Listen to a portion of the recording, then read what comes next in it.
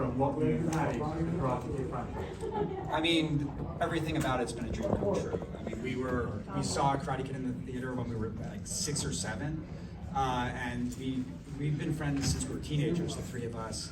And one of the big movies that we bonded over was The Karate Kid. So to be able to take these characters that we worshipped and, you know, use them as action figures and basically tell 65 episodes of television with them has been insane.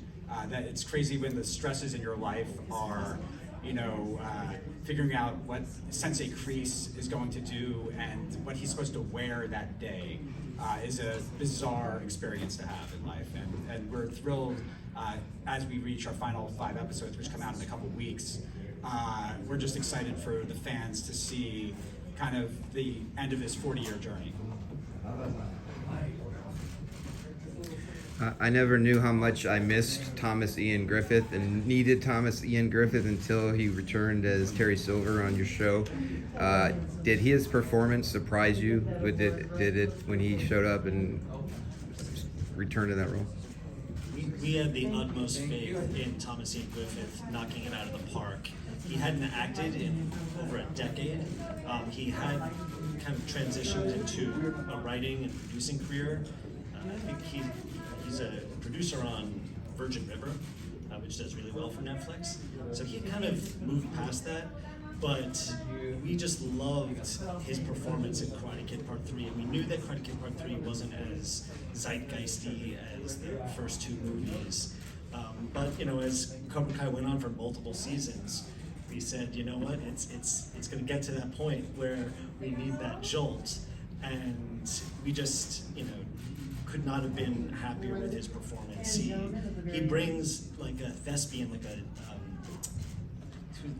the Simpsons character, Sideshow Bob. Like he has this like Shakespearean gravitas that he brings to the Karate Kid world. He takes it so seriously, and he's an amazing martial artist. He's 6'5". Everyone, he walks around like Darth Vader, you know, but is the coolest guy, and it's just been a dream working with him. As you guys were wrapping up the last episode, did you guys reflect at all on how some of your young talent had grown from season 1?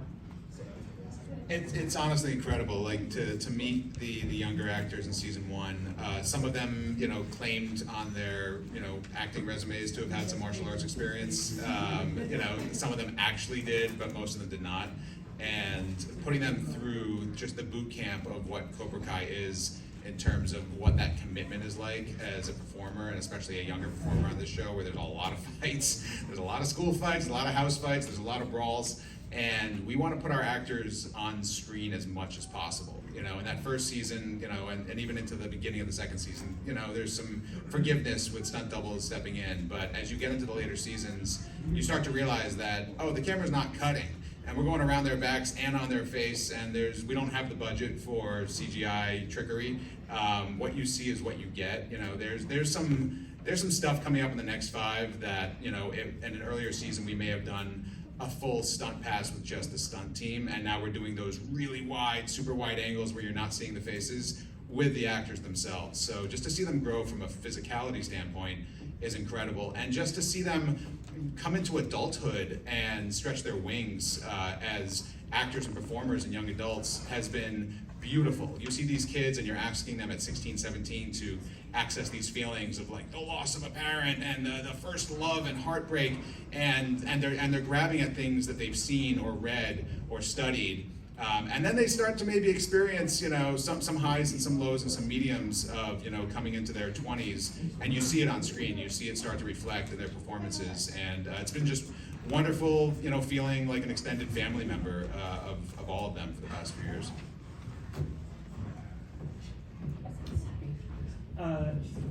While Cobra Kai can very much be seen as an ensemble series about a wide variety of characters, if you go way back to when the show started, it's very much Johnny Lawrence's story. What made you want to make sure that Johnny was the focal protagonist character as opposed to someone like Daniel LaRusso? Well, I'm going to say something extremely nerdy. When I was a freshman in college, I learned how to make web pages, and I made a web page dedicated to William Zabka. So it was like I had one for the New York Mets and one for my group of friends in high school and one for William Zabka. It's like So 1997. This is 1996, 97. So there's been an obsession with Billy Zabka, not just because of The Karate Kid, but he played an asshole in so many movies in the 80s and was so entertaining doing it.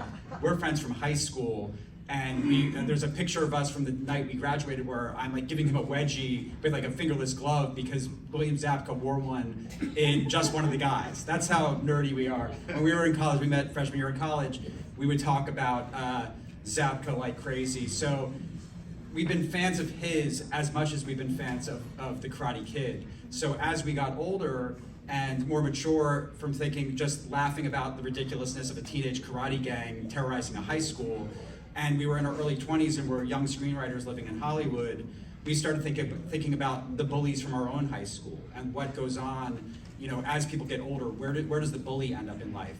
So, in 2004, 2005, we were talking about, should we make a movie called Cobra Kai, starring Billy Zabka, that tells you what happens to a bully later in life? And didn't happen then, it was something that was unrealistic then, but fast forward a bunch of years later, we had made a bunch of movies, and we came back together at the time of streaming, and the rest is history. You talked about seeing The Karate Kid, the original Karate Kid in theaters. Did you ever hear from parents who, have seen it in the theaters, who are now watching Cobra Kai with their kids? Yeah, that's the really cool thing about making Cobra Kai is it's multi-generational audiences. You have the Gen Xers who grew up with these characters, and then you have the Gen Z, Gen Alpha, whatever, Next gen. the next gen, kids, and you see, the joy in their faces of the adults that they get to watch something that they like with their kids, and their kids like it.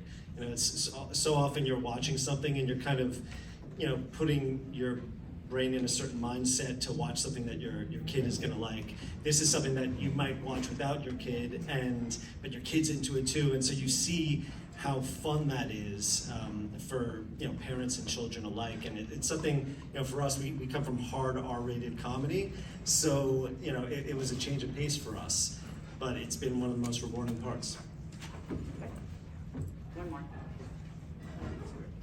So you guys said you grew up watching the franchise.